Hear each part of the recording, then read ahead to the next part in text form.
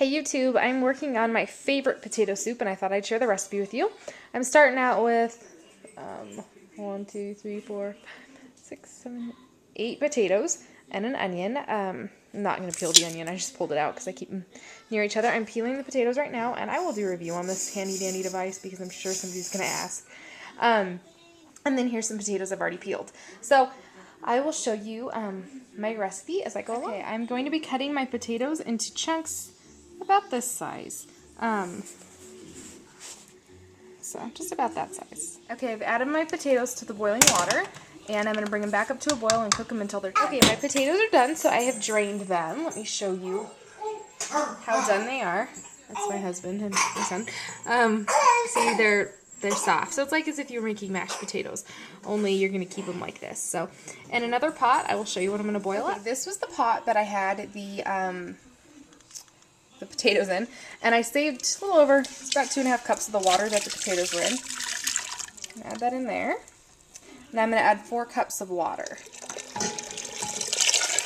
Alright, so I've got a little over 6 cups of liquid, and that may change as it goes on, but that's what I'm going to start with. And now I'm going to add some bouillon. This is better than bouillon. It's organic, as are the potatoes and the onion that I've made so far. And I am going to add, about 4 teaspoons. Okay, and finally I chopped up an onion. Let me show you so I can get a good line on it. And I like my onion pieces in my soup a little bit larger, so I left the pieces just a little bit larger. Now I'm going to add this to my potato and bouillon water. Okay, I'm just going to stir this up so the bouillon can, I guess, melt a little more. Or the base, I guess that's a base.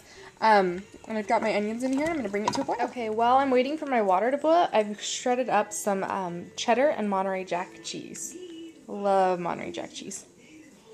And this shredder has this little pop-on lid, and it's actually got another lid you can put on it to keep it fresh and like in the fridge. And I got this set. There's 2 of them from IKEA. There's also a small grater, and it is absolutely wonderful. So. Okay, well, I'm still waiting for my water to boil. I'm going to melt 2 sticks of butter. You could do salted or unsalted. I actually have one of each.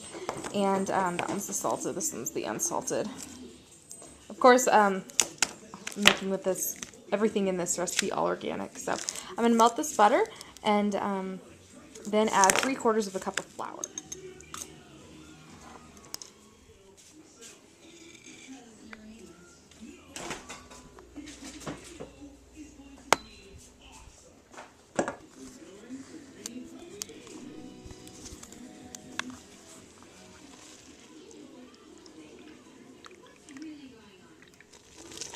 Okay, now I've added both my cream and my heavy milk.